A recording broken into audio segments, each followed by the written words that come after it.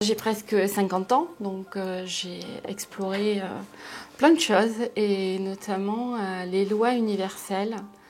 J'ai appris à travailler avec mon subconscient. Donc j'ai mis beaucoup en pratique. Dans tout ce que j'apprends, j'essaye de le mettre en application. Enfin, je le mets en application parce que je l'expérimente dans la matière. Je veux savoir comment c'est possible.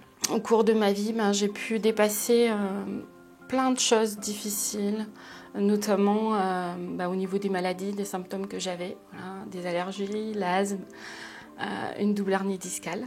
Voilà. Et j'ai compris sans savoir, en fait, que c'était mon esprit qui créait tout ça. Ok.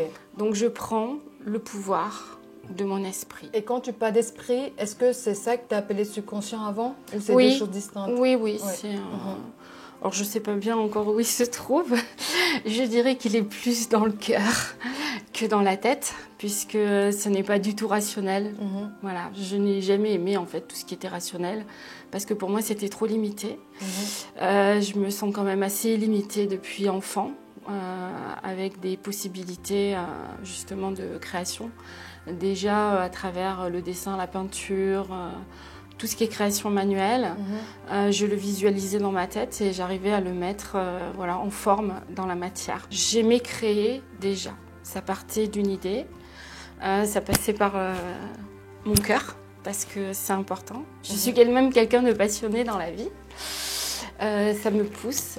Et puis, petit à petit, je sens qu'il y a quelque chose à faire dans ce monde, en fait, surtout. Ouais. Et ça passe par la joie.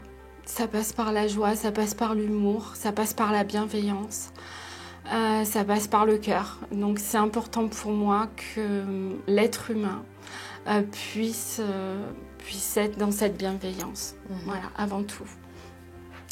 On est tous différents, mais on est humains. J'ai voulu créer un lien entre les gens. Voilà, je sais que des fois c'est pas facile avec ce qu'on vit, avec nos peurs.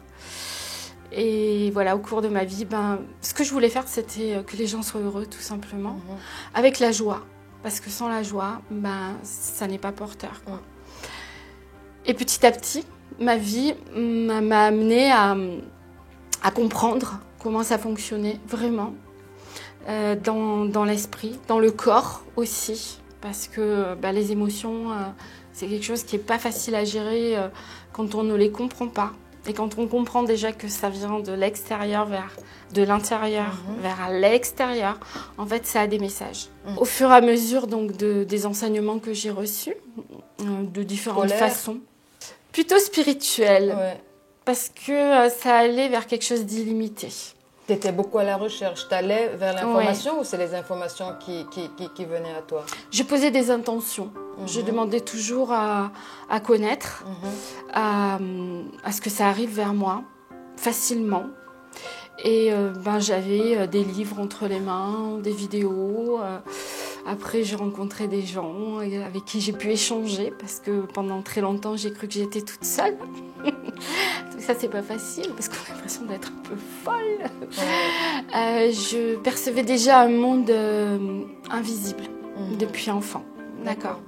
Donc, tous les enseignements que j'ai appris à travers la neuroscience, la physique quantique, la spiritualité, la philosophie, m'a permis de voir qu'en fait, ce monde invisible, il était porteur d'informations et de réalisations et de possibilités, surtout. Voilà. Et quand on écoute vraiment son cœur, qu'on se met dans cet instant présent où on fait confiance, il y a des choses qui se matérialisent. Voilà.